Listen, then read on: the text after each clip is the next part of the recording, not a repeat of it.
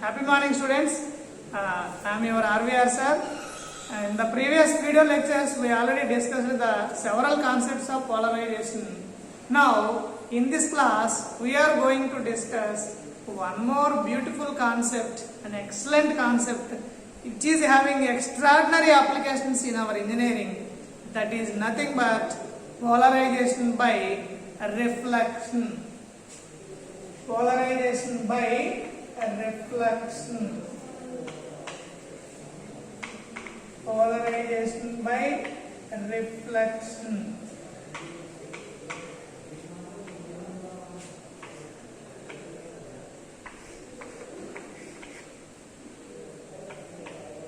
Which was given by a scientist named Brewster, hence it is also called as Brewster's law.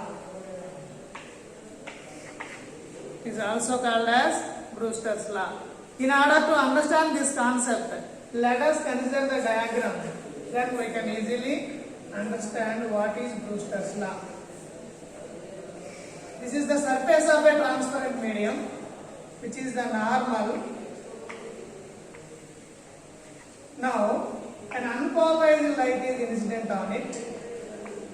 You know that unpolarized light is represented by the two components, vertical and horizontal components. Vertical components are represented by dots on the board. Horizontal components are represented by the arrow marks. Here, the angle of incidence, I. And what happens? This is the air medium, and let us consider this is the transparent glass medium.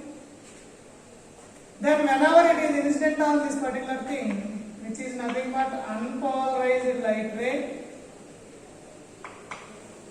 unpolarized light, whenever it is incident on the surface of the transparent medium, then a part of it is reflected and a part of it is refracted. Here, this is what we call it as angle of refraction R. And here the beauty of the concept is the reflected light is partially polarized. When if we change the angle of incidence, the polarization component in the reflected light ray also changes. If we keep on changing the angle of incidence, the polarization and the degree of polarization in the reflected light ray also changes. For example, if the incident light ray is like this, now I am changing the angle of incidence. Let us assume that the light ray is in the direction of pen. For a particular angle of incidence, the reflected light ray is completely plane polarized. For a particular angle of incidence, the reflected light ray is completely plane polarized. Completely plane polarized.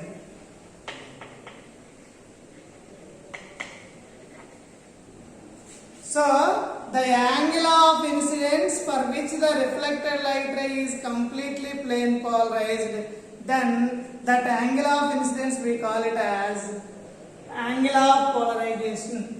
This can be represented as angle I is equal to P. P is nothing but angle of polarization. And then here, these two components are perpendicular to each other. That is, reflected light ray and the refracted light ray are perpendicular to each other. And one more thing is, the angle of incidence at which the reflected beam is completely plane polarized, then such an angle we call it as angle of polarization. It was first given by Brewster, hence it is also called as Brewster's angle. This is the concept of, this is how one can able to produce the polarization by the reflected light. That is our concept. Now, we are going to discuss in detail how the Brewster's law explains the thing. And what about the refracted light ray? Refracted light ray is partially polarized or partially plane polarized. This is regarding the refracted light ray. Now, coming to the statement of Brewster's law, what actually Brewster given to us as a law? That is nothing but, according to Brewster, the tangent of angle of polarization is equal to the refractive index of the medium. According to Brewster, mu equal to tan P. This is the statement of the Brewster's law. Apart from this, Brewster also given the reflected light ray and the refracted light ray are perpendicular to each other. That is, angle I plus angle R equal to, angle R plus angle P equal to 90 degrees.